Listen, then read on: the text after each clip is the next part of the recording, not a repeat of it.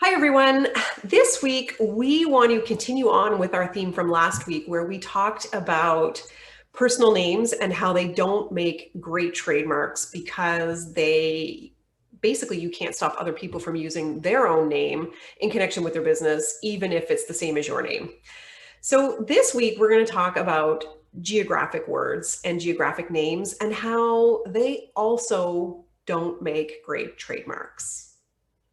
Right. Yeah. I mean, it's much like names, personal names. It's just not a good idea to use or to take on a geographic name as your brand or as your trademark. You're gonna have difficulties register when you try to register it as a trademark.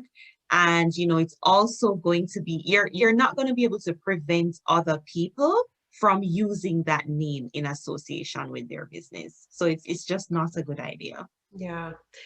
Um, we do frequently encounter objections to trademark applications based on the fact that the words are geographic names. And what happens is if you file a trademark application that consists of a geographic name, um, the trademarks office, they love Google. They will Google the words of your trademark, and if it so happens that your trademark is a geographical name, you will get an objection. And Kimberly is our resident expert on overcoming difficult objections. And so, Kim, what are the options when you do adopt and try to register a trademark that's a geographical name?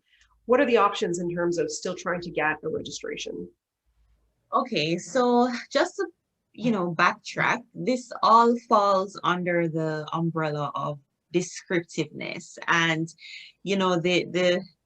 the law says that descriptive words should be available to everybody to use in respect of their business. So a geographic location that is associated with the products and services that you're selling will be considered to be a descriptive mark and is prima facie not entitled to registration. Now, one way that I've used to overcome this type of objection is to argue that, and I mean, hopefully this would be your case, that the geographic name that is selected is not associated any at all with the goods and services that are claimed. So as it relates to the goods and services, the geographic name is arbitrary.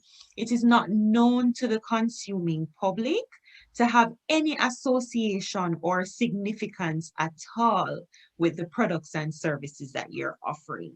So, if we're able to argue that and to show that, and as Cynthia said, the examiners love to Google and they love the word research. That's a possible way to overcome.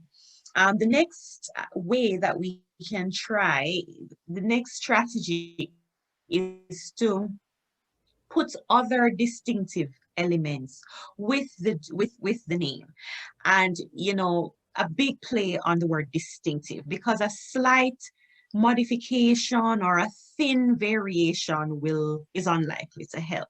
It has to be something that will take away from the geographic significance so that that won't stand out, and the mark as a whole, as a composite, will have a measure of distinctiveness. So yes, those are the two main ways that I've overcome these types of objections. Yeah. And when you're talking about adding distinctive words to a geographical name, words that wouldn't qualify as distinctive are other descriptive words. So, for example, if your trademark is Ontario Bread Company, it's pretty clear that you're in Ontario and your company sells bread. And so that mark as a whole is unlikely to be considered registrable by the trademarks office. And you're not going to be able to stop other companies in Ontario who sell bread from using that description for their business as well. So it's a little bit of a guideline in terms of picking distinctive words to go along with your geographical words that are in your name. Yeah, so can you think of anything else that we would want to share about geographical names? No, I mean, just back to first principles that, you want to adopt a trademark that you can actually own, and that can function very well for your business. Because remember, your trademark is the face of your business. And, it's your trademark that will bring in customers, and people will use to engage with your business. So you don't want to take on a geographic name because you're not going to stand out. It's not going to be distinctive enough for people to find you and to know that, okay, they're dealing with you and not somebody else. You should really want to take on a mark or a name that you can own exclusively, and you can prevent other people from using it. And a geographic indication, the name of a location that is significant to your goods and services, is just not one of those names. It's not. So along with your personal name, now stay away from country names, province names, cities, streets, and other well-known region names.